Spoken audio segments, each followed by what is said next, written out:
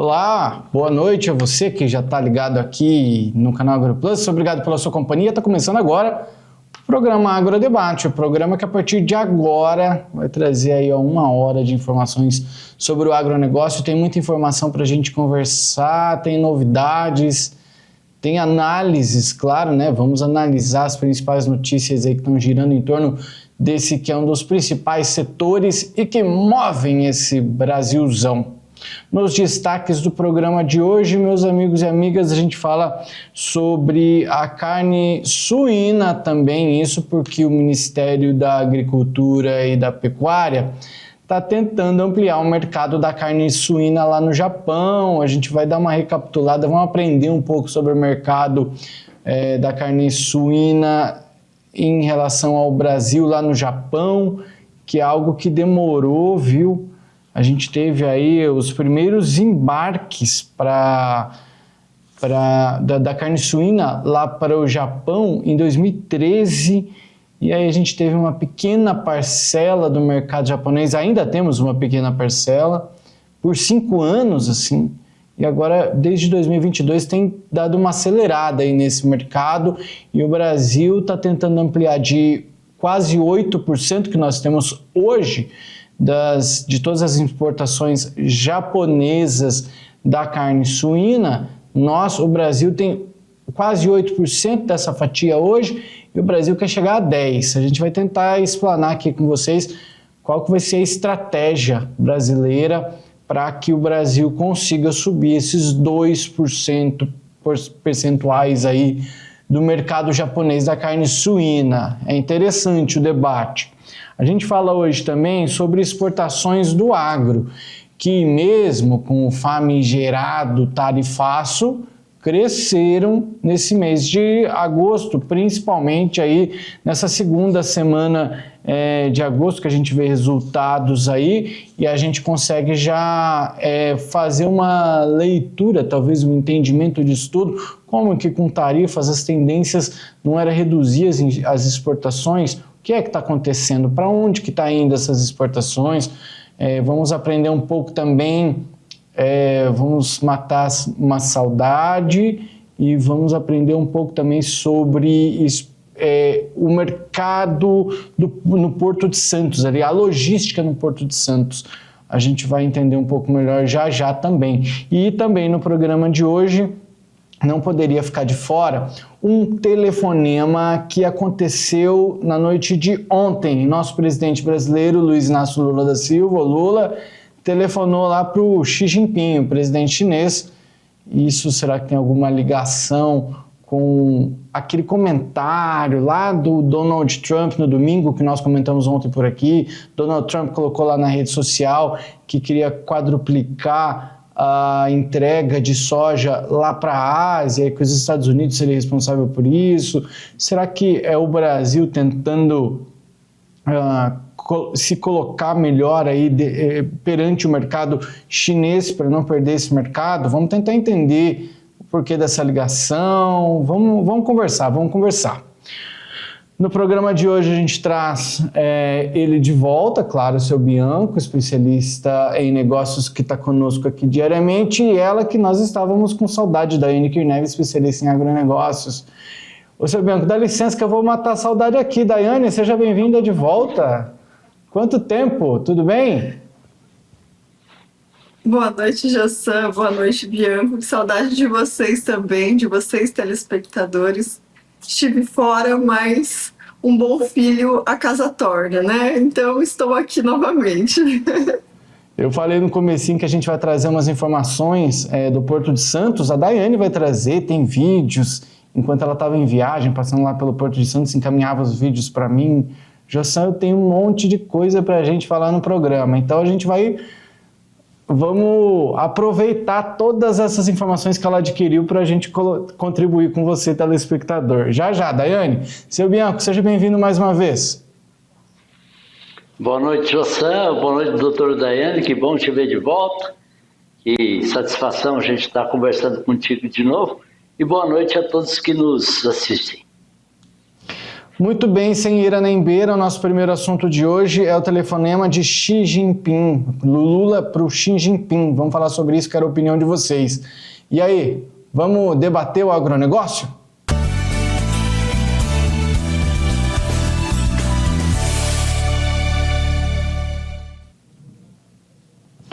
Bom, amigos e amigas, vamos lá então no site da Agência Brasil, que representa aí o governo federal.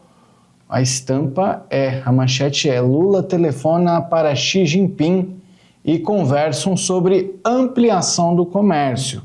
O presidente chinês e brasileiro abordam tarifaço imposto por Trump. Então tem essa conversa envolvendo aí esse tema, e a informação diz o seguinte: o presidente Luiz Inácio Lula da Silva, presidente, da China, eles reforçaram a disposição em continuar trabalhando para identificar novas oportunidades de negócio entre os dois países. Em meio à nova política dos Estados Unidos de elevar as tarifas contra parceiros comerciais, e vamos lembrar, caso não esteja fresco na memória dos nossos colegas telespectadores, a gente teve recente aí aquela disputa, aquela guerra tarifária, o Trump colocando uma tarifa, a China falando, não, eu também posso, colocava tarifa igual, e assim foi. Bom, o Lula telefonou para o líder chinês na noite de ontem, quando eles conversaram por cerca de 1 hora. Segundo a agência estatal chinesa, a agência de notícias, Xi Jinping afirmou que o país quer estabelecer um exemplo de unidade e autossuficiência entre os principais países do sul global. Vou começar perguntando para o seu Bianco, porque eu queria a sua opinião. Para mim está claro que eles estão tentando aquela velha história que o senhor sempre traz, não ter todos os ovos em um cesto só. A China acabou de comprovar que os Estados Unidos talvez não sejam um parceiro tão legal, porque se for ficar nessas guerras tarifárias ninguém vai para frente. Então a gente percebe que ela está querendo garantir um elo com o Brasil. Mas a minha pergunta que eu queria fazer agora e essa conversa, esse telefonema, aconteceu um dia depois do anúncio de Donald Trump de querer ampliar o mercado asiático com a soja americana, quadruplicar. A gente conversou sobre isso ontem. Eu queria saber se, na sua opinião, isso tem alguma ligação ou isso está um pouco distante dessa história toda. Jussan, vamos recapitular o que aconteceu ontem. O Trump falou que a China, para equilibrar a balança comercial com os Estados Unidos, ela deveria quadruplicar o que ela compra de soja hoje. Eles compram em torno de 20 milhões de toneladas, iria para 80 milhões de toneladas. Enquanto que o Brasil vende para a China 80 milhões de toneladas, ou perto disso. Então ele iria roubar o mercado do Brasil nesse caso. O Brasil, acho eu que o telefonema tenha sido mais para agraciar o presidente da China e falar para ele, olha, os Estados Unidos é inimigo de vocês, eu sou amigo, então vamos tentar, não deixe de comprar a minha soja. Esse, no meu entender. Porém, o porta-voz da China, e não sei se foi isso estrategicamente, não comentou nada sobre isso. Apenas, então, somente comentou que o presidente brasileiro ofereceu pé de frango para a China e o governo chinês falou da soberania nacional e que defende o povo brasileiro e tal. Eu acho que isso aí foi só um pouquinho para encher linguiça, porque você oferecer pé de frango para países asiáticos, isso é a mesma coisa que eu ir oferecer Coca-Cola para a maior rede de supermercado do Brasil. Isso, Coca-Cola, só se tira pedido, não se pede para vender. Todos os países asiáticos querem e falta muito pé de frango. Então, isso talvez foi só um motivo para dizer, para escapar pela tangente do objetivo principal da conversa, que penso eu e acredito que tenha sido essa de prevenir o mercado brasileiro da soja, de nós segurar esse mercado brasileiro da soja com a China. Fora disso, se houve alguma outra, se não foi esse o objetivo da conversa, aí eu penso que o Brasil perdeu uma grande oportunidade de tentar vender seus produtos. Vamos só deixar bem claro, né? Às vezes o telespectador não sabe, até porque tem muita gente que nos assiste que não é do agro, nem do agro, nem da pecuária. O pé de frango, que o seu Bianco fala, ele é de muito interesse, principalmente da Ásia, né? Porque ele contém muito colágeno. Inclusive, uma das maiores exigências, né, seu Bianco, dos produtores de frango é garantir que os pés do frango estejam em bom estado, porque esse mercado, que tem a grande fatia das exportações brasileiras, eles têm um maior interesse, ao invés do peito de frango, como a gente vê aqui no Brasil, nas principais, ali nos freezers, né, expostos ali, para lá o maior interesse está nos pés de galinha. Então, é um cuidado muito grande, e por mais que a gente pense, né, que não tenha valor, mas tem um valor agregado muito grande aí. O governo federal... Quer falar, Bianco? Pode falar. O preço do pé de frango que é vendido para esses países da Ásia é o mesmo preço de peito de frango vendido no Brasil. Está em torno aí de R$16 o quilo. Então, isso, e como você falou, as empresas exportadoras, elas exigem muito do produtor de frango, que ele tenha muito cuidado com a cama de frango, que é para que não tenha aquele, que a gente chama aquele calo de patas, que tem que ter um manejo muito adequado para que o frango não tenha aquele calo de patas que fica marcado exatamente o pé do frango. Logicamente que não vai se vender. Por quê? Porque existe aquela marcação, aquele sinal preto num pé de frango que você nunca vai vender, porque o que compra mesmo são os olhos. Então, isso é uma exigência muito grande. Mas é isso que o mercado asiático, em virtude de muito colágeno, e eles têm isso como uma alimentação, eles procuram muito essa alimentação.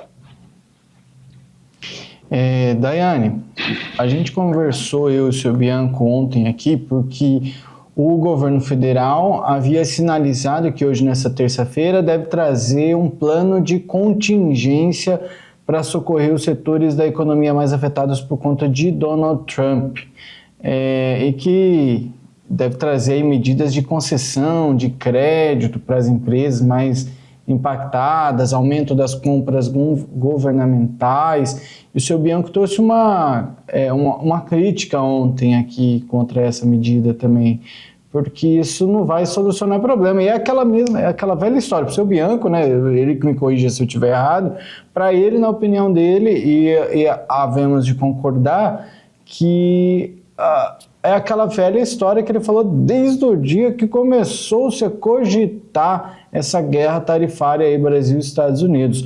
A melhor opção é acabar com fazer uma negociação com os Estados Unidos para que isso cesse. Mas, de certa maneira, a gente consegue tirar um proveito aí, será, desse mercado chinês por conta dessas tarifas, na sua opinião? Bem, essa guerra tarifária é algo que não vem de hoje, né? A gente tem visto que ela se estende por muito tempo, não há ainda um consenso. Alguns produtos já saíram do tarifaço, estão com tarifa zero, já foi um grande avanço, na minha opinião, que foi o suco de laranja, o petróleo bruto e alguns outros itens também que estão na lista, mas ainda está muito longe de ser um bom acordo, porque nós temos muitos produtos, né? E isso vai afetar inúmeros setores, principalmente o setor industrial. Esse avanço com a China é importante, sim, porque a China ela é um grande consumidor, né, da matéria-prima brasileira. Então, esse tipo de contato, de relação com o governo chinês é muito interessante, até para que se mantenha, né, esse mercado consumidor porque nós somos o mercado fornecedor número 1 também de soja e farelo de soja para eles. E eles têm um consumo tão alto que os Estados Unidos chegaram a mencionar isso, né? Inclusive, com a fala de Donald Trump, nós tivemos até um aumento do preço da soja. Olha só a repercussão que o presidente teve com a fala dele, né? Ele falou que precisava exportar para a China a mesma quantidade que o Brasil exporta, ou seja, ele estava se referindo ao Brasil. De certa forma, teve ali uma certa cutucada no Brasil, né, para que a China tenha o mesmo tipo de comércio com os Estados Unidos. Então, muito bom que o Brasil mantenha ainda essas boas práticas, né, para que o mercado não seja prejudicado. Inclusive, a fala do Donald Trump, como eu falei, elevou um pouco o preço da soja, né? Ele teve essa valorização com a consequente fala. E engraçado como as commodities, elas têm essa volatilidade, né, com relação a falas, a geopolítica, e a gente vê que o nosso mercado hoje e todos os mercados internacionais estão aflitos com relação ao tarifaço, né? Porque o tarifaço ele prejudica bastante setores. E o que eu venho falar aqui hoje é com relação às atitudes governamentais, que é para ser, né, algumas medidas tomadas, mas essa fala a gente já escuta há muito tempo também, inclusive com relação ao Rio Grande do Sul, e até hoje não teve efetividade. Também não acredito que o governo vai fazer algo que seja efetivo para as indústrias ou para quem quer que seja que esteja sofrendo com o tarifaço. Muito bem lembrado, inclusive aí os nossos colegas gaúchos, aí os problemas que vem enfrentado. Agora eu volto para a Daiane também, não sei se o Bianco quer falar agora, mas daqui a pouco a gente abre espaço aí para ele também, de volta. Mas na ligação, Daiane, a China ela diz que apoia o Brasil em defesa da soberania. Eu fiquei assim, né, me perguntando assim sobre isso. Esse apoio, essa conversa chinesa, na sua opinião, tem a ver com aquela coisa que a gente sempre falou por aqui, que eles têm uma facilidade, eles sabem negociar, ou de fato é um apoio mesmo ao Brasil, na sua opinião?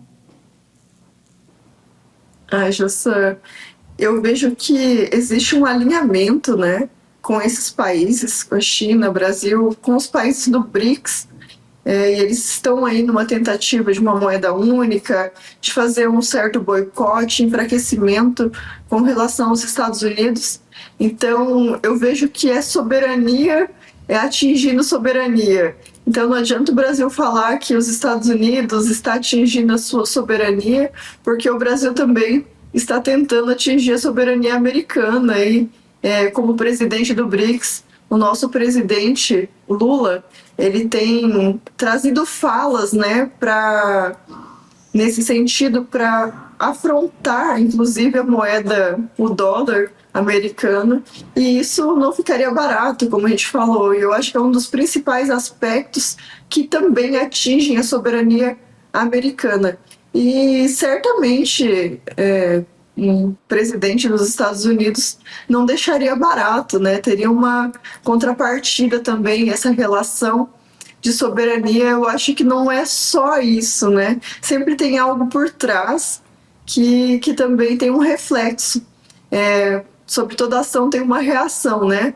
Eu vejo que esse tarifaço ele tem relação com o Brasil com uma reciprocidade de um ataque primeiro levado por falas do nosso presidente, tentando unificar moedas de um grupo que tem praticamente metade da população mundial, ou mais, né? Então, aí tem toda uma relevância, né, de mercado, de trabalho, de economia, que a gente vê que os norte-americanos também não iam deixar barato. Seu Bianco, eu passo para o senhor, e complementando ainda que o líder chinês, ele conclamou todos os países a se unirem e se oporem ao unilateralismo e ao protecionismo. Isso é bom. O país, como a doutora Daiane falou, esse problema de tarifação com o Brasil foi por causa de uma conversa do presidente Lula, que depois da reunião dos BRICS, né, que é um grupo de países que como a doutora falou, tem população elevada, tem produção, tudo, mas também não precisaria ou não haveria necessidade de se criar uma nova moeda. Os Estados Unidos não aceitam isso, por quê? Porque a moeda mundial, teoricamente a moeda mundial é o dólar. E isso eles manipulam e eles seguram muito com o próprio dólar deles. Então, nesse sentido, ou nessa fala do presidente Lula, o presidente Trump achou que isso foi uma afronta a eles e os outros países aí, China, Índia, Irã, que estão dentro dos BRICS, eles querem apagar o fogo com gasolina, querem que alguém fique falando mal dos Estados Unidos e essa fala, infelizmente, está sendo transmitida pelo nosso presidente. E isso nos prejudica e nos prejudica muito. Nós estávamos quietinhos lá com uma tarifa de 10%. Aí agora estamos tendo o quê? 50%. E depois vem aí a culpa em cima de Bolsonaro, não sei de quem. Tem que saber que quando a gente, como a doutora Daiane falou, toda ação que você tem, quando o presidente falou alguma coisa, existe uma reação. Toda ação tem uma reação. Então, hoje, nós temos que apagar esse fogo e pedir desculpas aos Estados Unidos e ver se isso volta ao estado inicial, para que nós possamos voltar com essa taxa aí de somente 10%. Veja como a Argentina está tirando proveito disso, que tem taxa zero em quase todos os seus produtos. Ela vai abocanhar o mercado norte-americano e vai ter muitas vantagens. Não adianta nós dizer, o presidente ligou para o presidente chinês dizendo para a gente vender alguma coisa para ele lá, mais para ele. Nós vamos vender avião da Embraer para a China, nós vamos comprar ou vamos pegar os motores deles para a gente fabricar nossos aviões e vender nossos aviões? Não, esse mercado está consolidado e nós temos que comprar as turbinas e os motores dos Estados Unidos e automaticamente nós vendemos nossos aviões a eles. Então o mercado global assim não é como o presidente Lula está achando que de uma maneira simples, num telefonema vai consertar todo o mercado global. Muito bem, e a gente continua o nosso programa e relacionado com o que o seu Bianco falou das exportações, né, a Argentina se beneficiando disso tudo. A gente vai falar ainda das exportações do agro brasileiro que estão crescendo. Daqui a pouco eu chamo vocês de volta, meus colegas. A gente vai fazer um breve intervalo comercial. Daqui a pouco, já no próximo bloco, a gente fala aí do aumento das exportações do agronegócio. E ainda hoje a gente fala sobre o Ministério da Agricultura que tenta ampliar o mercado da carne suína no Japão, de 8% para 10%. É um trabalho de formiguinha aí. Vamos... e no próximo bloco também... Olha, a Daiane Kerneve vai trazer para a gente imagens do Porto de Santos. Vamos tentar aprender um monte de coisa que ela aprendeu lá na academia, no último módulo da Academia de Liderança da ProSoja. Acho que tem informação interessante. Fica aí com a gente volta já.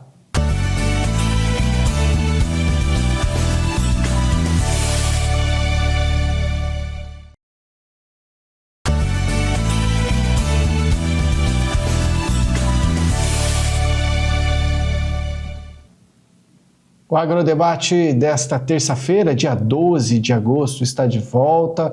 Continuamos com o nosso programa. Você que chega agora, seja muito bem-vindo. Esse é o Agrodebate que, diariamente, de segunda a sexta-feira, debate o agronegócio com 1 hora de debate aqui sobre o agro. E a gente ainda tem aí, tem muito tempo ainda de programa, não vou nem fazer os cálculos. Senta e assiste. Olha, o assunto da vez agora são as exportações do agro, que cresceram 13% na segunda semana de agosto, que crescem, né? Essa informação está no site do Estadão, foi compartilhada pelo Canal Rural e diz que a balança comercial brasileira, né, registrou um superávit comercial aí de 1,286 bilhões na segunda semana de agosto. De acordo com dados da Secretaria de Comércio Exterior do Ministério de Desenvolvimento, Indústria, Comércio e Serviços, o valor foi alcançado com exportações de 6 bilhões e 700 milhões de dólares e importações de 5 bilhões e 400 milhões de dólares. Até a segunda semana de agosto, comparado com agosto do ano passado, as exportações elas crescem 13%, redondo. O resultado se deu devido a um crescimento de 13,1% na agropecuária, viu? Vamos tentar entender isso junto com os nossos analistas, comentaristas. Estão comigo hoje por aqui o seu Bianco, que é especialista em negócios, e a Daiane Kirnev, que é especialista em agronegócio. Meus amigos, esse crescimento que a gente vê aí tem um crescimento de 17% em indústria extrativa e 11,3% em indústria de transformação. A gente tem visto isso, informações como essas, né, aumento nas exportações. Isso está diretamente ligado, acredito eu, ao aumento na nossa produção. O Brasil tem conseguido elevar a sua produção a cada ano que passa. Então, é natural que a gente acompanhe um crescimento também nas exportações. Chega também a impressionar, porque este momento, exatamente esse momento que a gente está vivendo, é um momento em que tem muita incerteza acontecendo, justamente pelo que a gente comentava no bloco anterior. Tarifaço de Donald Trump, muita gente segurando e pensando, opa, se eu for pagar tarifas de 50% para mandar para os Estados Unidos, passa a não compensar, porque, enfim, não vai valer a pena. Agora, a Daiane Kirnev, Daiane, no bloco anterior você falou, né, também daquela lista dos itens que ficaram exclusos aí desse tarifaço de Donald Trump. Eu acredito que isso tudo venha colaborar também, além de um desenvolvimento brasileiro que nos leva cada vez mais para frente, né? Jussan, muito interessante falar um pouco aqui sobre as exportações, né? Acredito que o Brasil, grande parte do PIB brasileiro hoje é reflexo das exportações, né? Aproximadamente 67% de todo o PIB tem um reflexo das exportações. Setor do agro, pecuária, extrativismo, indústria, tudo reflete por exportações. E eu tive a oportunidade, né, de no último bloco, o último módulo da Academia de Lideranças, conhecer um pouco mais de perto.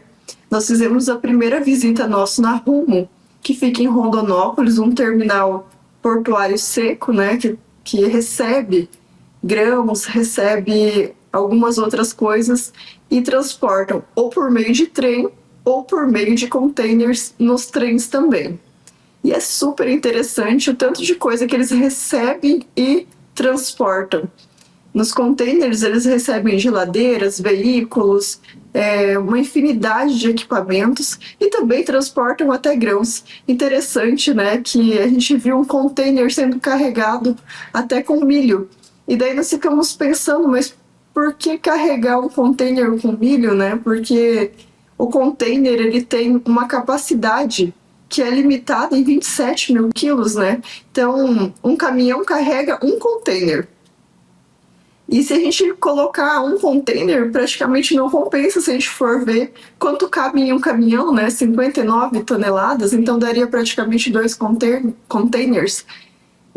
Mas mesmo assim, Jussan, sabe por que eles exportam ainda assim? Porque na China praticamente não tem containers. Então eles levam os containers e muitas vezes eles levavam vazio. Então eles levam com produto que às vezes é mais vantajoso levar com um pouco de produto do que levar vazio. Então ainda assim compensa, por isso que eles acabam transportando também dessa forma. E a nossa próxima parada vai ao Porto de Santos. Porto de Santos, eu fiquei impressionada com a grandiosidade de terminais portuários e o tanto que esse Brasil é rico, a gente fica impressionada. O Porto de Santos é o maior do Brasil, um dos maiores da América Latina também, e um dos maiores do mundo. É o 37º maior porto do mundo. Essa imagem que vocês estão vendo ali fica na sede dos práticos. Eu quero vir aqui também um dia para falar sobre a praticagem, que são os comandantes, né, praticamente os pilotos que estacionam, eu vou usar esse termo, estacionam um navio.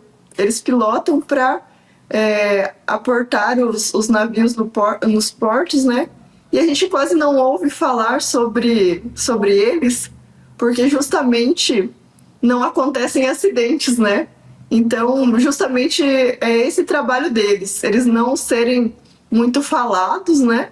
Porque a praticagem ela é feita para que tenha segurança nos portos, né? Para que eles atraquem os navios, para que não tenham acidentes, para que quando um navio esteja chegando não bata no outro que está saindo, porque o fluxo é muito grande de navios. Eu vou pedir até para o Paulo voltar no primeiro vídeo. Esse vídeo, vocês vão ver ali ao fundo, pode começar a passar. Do lado direito aqui vai começar a passar um navio de suco de laranja. É a Citrus laranjado, né? Brasil. É esse laranjado. Ele tem uma extensão de 210 metros e ele tem 15, parece, tanques todo de aço inox. E eles têm uma capacidade de levar suco, 27 mil toneladas não, metros cúbicos de suco, Jossan. Então, assim, uma grandiosidade. Eles exportam para os Estados Unidos e para a Europa, suco de laranja. E eles também exportam da seguinte forma, eles levam o suco pronto ao consumo, ou seja, já pode chegar lá, já ser consumido. Eles também exportam o suco concentrado de laranja, e nós somos o maior exportador de todo o mundo de suco de laranja. Olha só, e ter a oportunidade, né, de ver um navio, né, brasileiro saindo com essa preciosidade desse suco. Inclusive, José, a gente falou aqui antes que o suco de laranja teve a sua tarifação zerada, porque nos Estados Unidos eles consomem muito suco de laranja. Então, também é um mercado assim, muito importante, o suco brasileiro. Nesse outro vídeo, a gente vai, no próximo vídeo, depois desse, a gente vai ver algumas outras situações. Uma coisa que eu quero chamar a atenção aqui é sobre esse navio. Essa parte vermelha, eles não falam vermelho, eles têm um outro nome que eles dão ao navio, e também essa linha que faz essa divisão entre o vermelho e o azul é um limite de peso que o navio pode carregar. Pode ver que aqui tem uma escala, agora está passando nesse momento, uma escala métrica. Essa escala, ela dimensiona o peso se já está adequado. Esse navio é um navio graneleiro, conforme ele começa a encher, ele vai afundando, até que ele chega no seu limite para ele poder fazer a sua viagem, né? Então, quando a gente vê essa cor, se chama encarnado lá para eles, eles falam que o vermelho é encarnado. Quando o encarnado já está quase ali na linha do mar, significa que o navio já está com o peso adequado. Algumas das medições que o pessoal lá, que os práticos usam também para saber, né, se já está adequado, se já está no nível máximo. Porque se ultrapassar, eles não permitem que o navio saia. Agora a gente vai estar passando pelo terminal da COFCO. Nós trouxemos também a reportagem da COFCO, né? A COFCO, em 2021, ela teve a concessão, né, de um dos terminais, o 12A, e ela está em reforma. Hoje a COFCO consegue transportar, esse ano, 8 mil toneladas. Mas para o ano que vem, depois da reforma, que vai ser concluída aproximadamente em março, eles vão conseguir levar até 14 com os terceirizados, que eles também vão fazer serviços, oferecer serviços para terceiros, né, que queiram utilizar os terminais ali, e eles vão fazer uma grande obra, uma ampliação muito grande. E a chinesa, né, tem investido pesado. Até a gente foi em outros terminais que da DM e eles até fizeram comentários no seguinte sentido: como que eles pagam tanto por uma concessão? Aí veio uma outra questão, né, de segurança alimentar. Então a China também se preocupa muito com a segurança alimentar. Então, às vezes, mais importante do que um custo-benefício, eles se preocupam com a segurança alimentar da população. E é um terminal assim que está ficando gigante mesmo. Eu fiquei impressionada com o tamanho e as dimensões desse terminal da COF. Uma outra coisa que é interessante, Jossan, que eu não sabia, que eles ainda não têm essa tecnologia de fazer carregamento de grãos quando está chovendo. Eles não conseguem fazer o carregamento quando chove, eles têm que suspender o carregamento e depois retomar. Já está em teste, né, alguns tipos de modalidade nova, mas eles já tentaram e não conseguiram. Aqui é um navio carregando containers. Eu só queria fazer um complemento, que maravilha, né? A gente comentou sobre isso, você passando por lá, vendo pessoalmente isso tudo, e falou do suco de laranja, que incrível, né? Mandar daqui para lá o suco de laranja pronto, isso para mim facilita, aliás, e incentiva o Brasil com a produção, geração de empregos, etc., industrialização também. E agora essa curiosidade também fantástico, né? Até porque eu acredito, vou deixar espaço também um pouquinho para o seu Bianco falar, para a gente não tomar também muito tempo, que isso seja também por causa da qualidade, né? Essa informação curiosa da Daiane, por causa da qualidade do grão. Imagina, a transportadora te entrega com a qualidade, beleza, e daí na hora de carregar você deixa cair água no grão, né? Vai perder qualidade nele, né, seu Bianco? Jossan, eu acho que vamos deixar, está muito interessante a doutora contando. É uma viagem que a gente faz de carona com ela. Eu só queria acrescentar que o prático, né? O prático ele também tem uma função principal que ele passar os navios onde tem a calagem suficiente. Porque se um desses navios aí atracar, entalar, como é que chama? Encalhar. Encalhar, isso é muito prejudicial, né? Então, mas eu só quero ouvir a Daiane agora. Seu Bianco, eu até fiz a sugestão de trazer um pouco mais a fundo sobre os práticos aqui no programa. Inclusive, eu vou tentar falar com o pessoal que nos recebeu lá, falar sobre a praticagem. A praticagem é tão interessante assim que a gente quase não ouve falar justamente por isso, porque eles estão fazendo o papel deles, né? Que é manter as cargas seguras, evitar acidente, né? E para que navios não encalhem, porque um navio encalhado, gente, quando um navio está no porto, ele paga uma fortuna, ele paga assim 50 milhões para ficar um dia no porto. Então, assim, toda a demora, tudo que acontece tem um custo, né? Aquele navio lá, o próprio prático, eles têm um custo muito alto. Então, para quem também quiser uma profissão muito rentável e tem a disponibilidade de estudar muito, pode ser prático também. Aí, Jossan, já imaginou sermos práticos? Uma profissão um tanto inusitada, né? Mas eles estudam muito, eles estudam todas as possibilidades, profundidade, eles sabem sobre vento, sobre onda, eles também têm softwares que quando tem um estado de neblina, por exemplo, eles consigam direcionar o navio numa rota que seja segura. Então, assim, é fantástico, eu fiquei impressionada. Agora eu vou voltar a falar, porque eu acho que eu estou falando muito, porque o vídeo é rápido, né? Mas a gente estava vendo aquela imagem dos containers e olha que legal. Os containers que vêm ou que vão para o Brasil, os que vêm, na sua maioria, eletrônicos, né?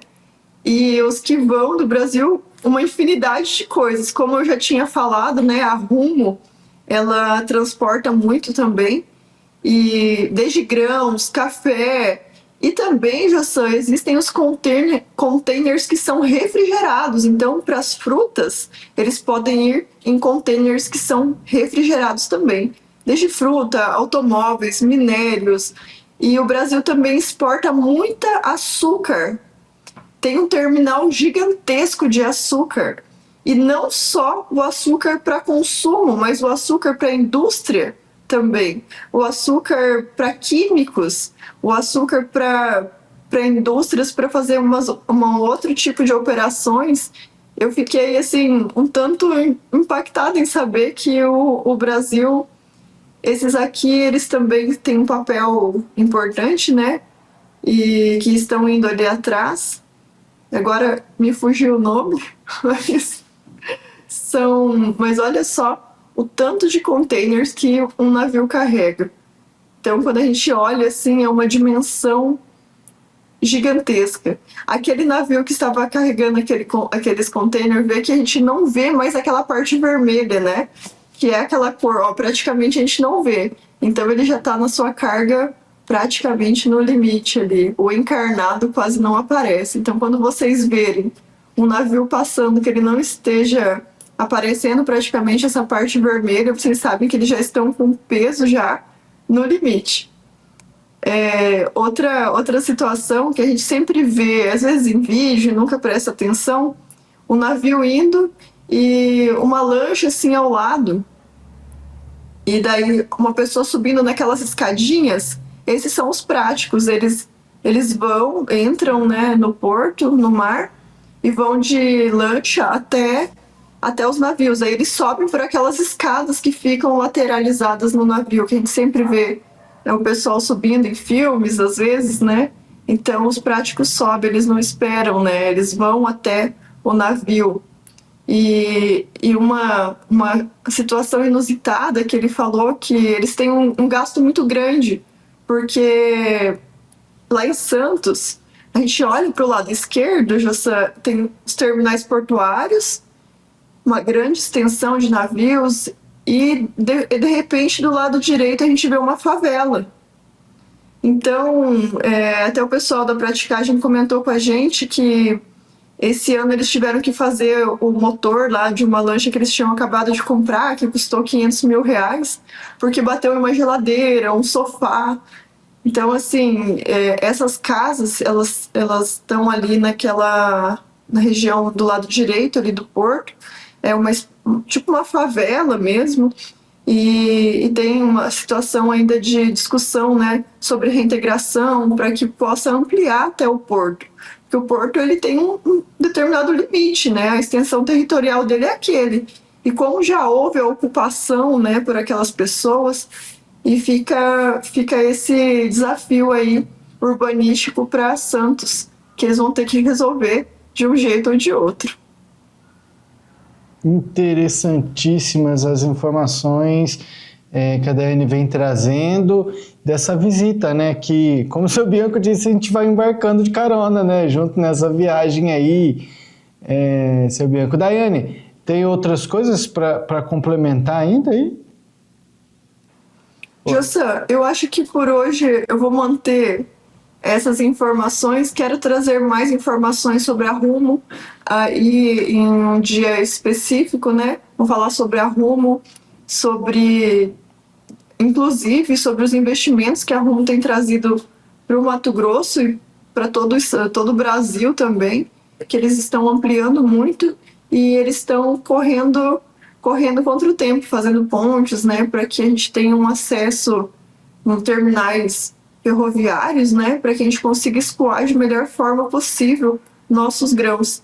E a Rumo também está investindo pesado no desenvolvimento dos containers, né, Jossan? Inclusive, assim, os carregamentos, tudo feito no Mato Grosso de containers são feitos pela Rumo também, que tem um outro nome quando é nos containers, né, mas aí é tudo do mesmo grupo. Mas quando a gente conversou, uma coisa que eu achei interessante, quando a gente conversou com o pessoal do Porto, ele falou assim: isso aqui é movido basicamente pelo agronegócio. Aqui a prioridade é o agronegócio, porque eles quem movimentam todo o sistema portuário. Então, eles têm até uma preferência. Aí você vê o tamanho do nosso agronegócio, da relevância do agronegócio brasileiro, né? Até para quem mora, para quem vive em Santos, para quem vive ali nas regiões laterais, né? Tem as cidades vizinhas, que não é só Santos, o Porto também pega outras cidades ali, e todos eles veem essa importância do agronegócio e a importância das exportações, né? Então a gente vê, inclusive, José, falando sobre os práticos também, que eles trouxeram algumas informações. Para ser prático, precisa passar num concurso. Os concursos são, para cada porto existe um determinado concurso, né? Você não pode fazer um concurso em Santos e querer ir em outro porto. Então, é algo que também é muito difícil, né? Normalmente, eles são formados na Marinha para depois virem até fazer o concurso, né? Estudam muito mais, vão fazendo a parte prática para depois fazer o concurso. E falar sobre os navios. Uma questão aqui que eu postei no meu Instagram, nas minhas redes sociais, mas eu não sei se vocês chegaram a ver. Fazendo uma pergunta de quantos caminhões, uma média, cabem em um navio graneleiro de 70 mil toneladas. Vocês têm noção? Querem chutar? Vou passar para o seu Bianco.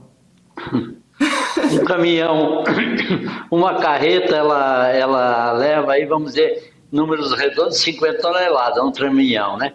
Se for 50 toneladas, 70 mil, então são mais ou menos 1.500 carretas, é isso? Exatamente isso, seu Bianco. Exatamente. Eu tô orgulhosa. Ó, palmas pro seu Bianco. Esse aí é bom de conta, por isso que eu passei para ele. Eu não quis passar vergonha aqui, ó. Deus me livre. Jossam, você não tá olhando minhas redes sociais, Jossam. Eu fico longe do celular. Na primeira oportunidade que eu tenho, eu tô largando o celular longe. Só fico olhando o Reels no Instagram. Então, Jossam, esse é um ponto que ainda os terminais portuários recebem muitos caminhões, porque como o Mato Grosso é responsável ainda por trazer grande parte da produção, e a gente não tem praticamente linhas ferroviárias que abarcam toda a nossa extensão territorial, então muitos caminhões ainda vão de levar, né, a produção com o próprio caminhão. Então os terminais lá tem as filas, eles recebem igual a gente recebe nos armazéns aqui, fazem a classificação. A única diferença é que os armazéns lá, eles não têm secador para limpeza, porque os grãos que eles recebem lá já têm que estar padronizados para exportação. Então a diferença é essa. Eles têm só os silos, só para armazenamento mesmo, eles não servem para limpeza ou para secagem. Interessantíssimo, muito bom. Vamos combinar então para a gente trazer como entrevista aí um prático, né, que é essa profissão aí desses pilotos do navio. Mas lembrando que é só ali na região, né, Daiane? É aquela pessoa. A Daiane me falou pelo telefone, eu falei assim: são os manobristas ali do Porto de Santos, com uma diferença dos manobristas de carro que a gente vê por aí. E eu estava até pensando em largar tudo aqui, ó, e ir para lá, porque eu fiquei sabendo que o salário é bom, mas eu não tenho experiência. Acho que até eu chegar no nível desses caras vai demorar muito tempo. Jussa, e outra curiosidade aqui falando deles, né? É que lá no Porto eles são um número limitados e tem 2 mulheres que também são práticas. Mas o número é só 67. Então, eles têm sempre um sistema de rodízios, né? E daí eles que têm que fazer sempre esse trabalho aí de pilotar dentro do porto, né? Atracar os navios e também cuidar das passagens, né? Entre um navio e outro.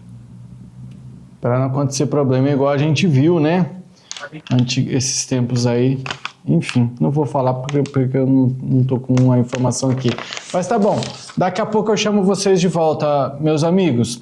Vamos fazer o nosso último intervalo comercial de hoje, né? E na volta a gente fala do Ministério da Agricultura, que está tentando ampliar o mercado da carne suína lá no Japão. Oportunidade para o Paraná e Rio Grande do Sul. O intervalo é rápido, já voltamos.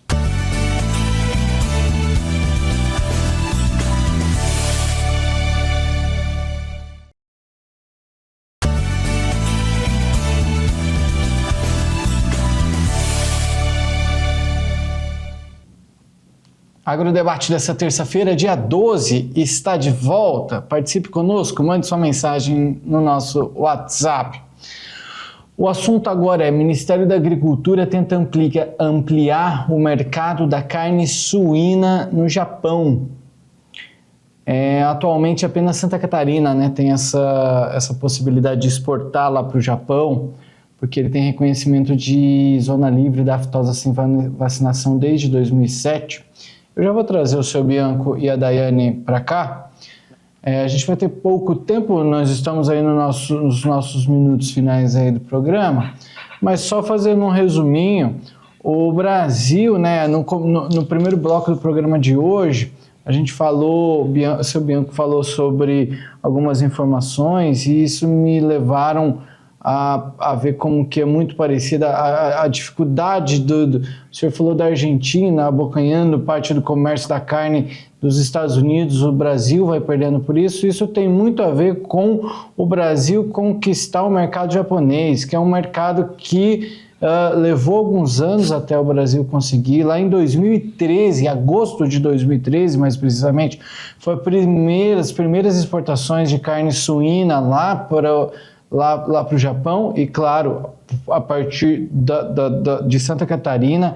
Depois de 5 anos trabalhando, o Brasil tinha apenas 0,15% de participação das importações de carne suína lá do Japão. Agora, a gente vê aí um número que já está maior, desde 2022 a gente está chegando aí nos 8% de participação de mercado e o Ministério da Agricultura está com a intenção de chegar nos 10%, na casa dos 10%. Seu Bianco, vamos tentar ser breve, mas eu gostaria de tentar entender como que a gente pode conseguir chegar a esse número.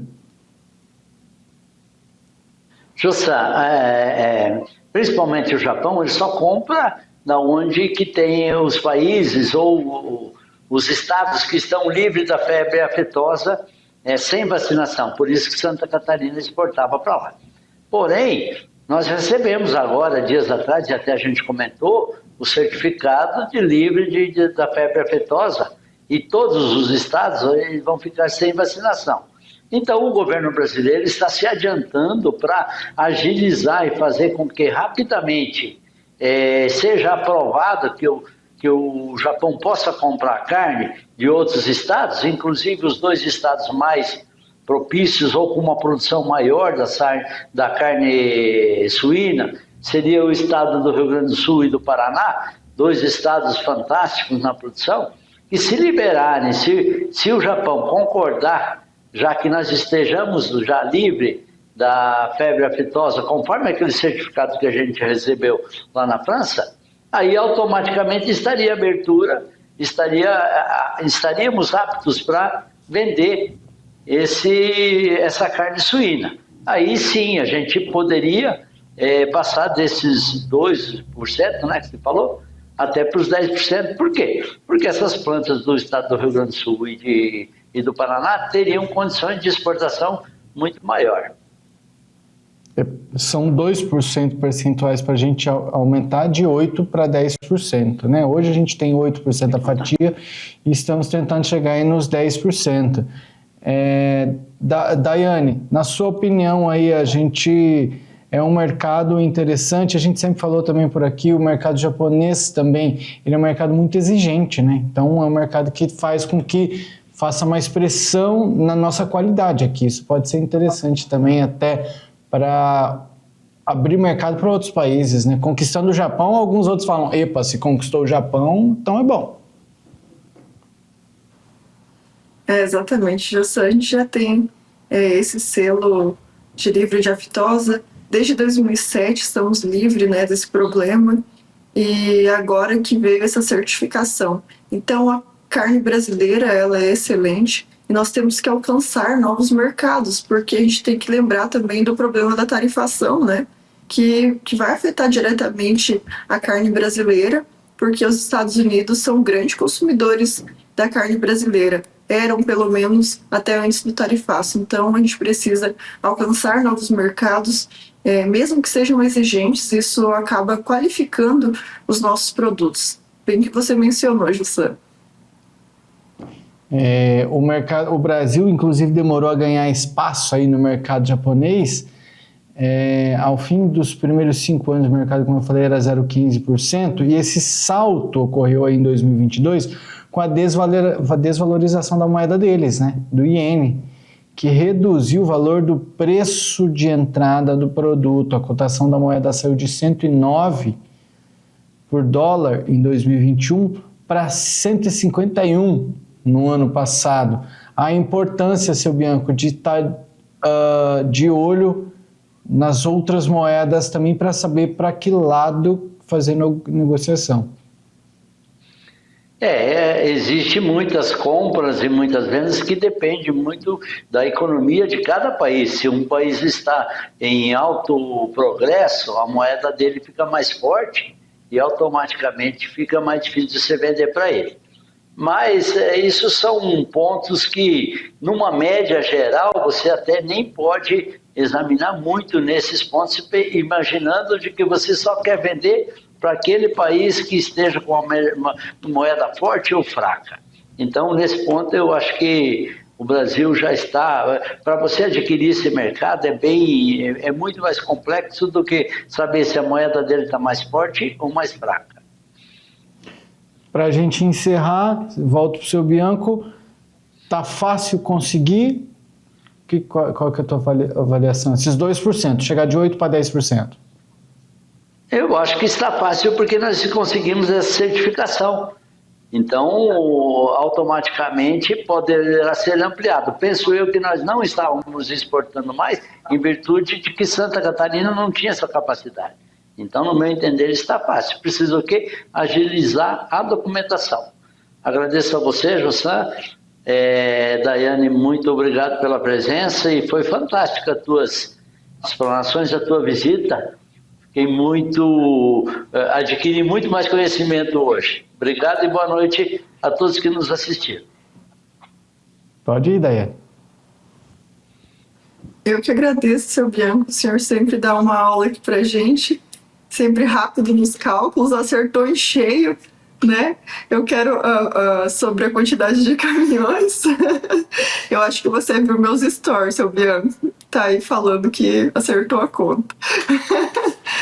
Gente, mas muito obrigado pela presença de vocês, pela oportunidade de estar aqui falando. Eu acho que eu até me empolguei, falei rápido, não sei se ficou a contento de vocês, mas eu fiquei tão feliz em poder estar trazendo aqui essas informações.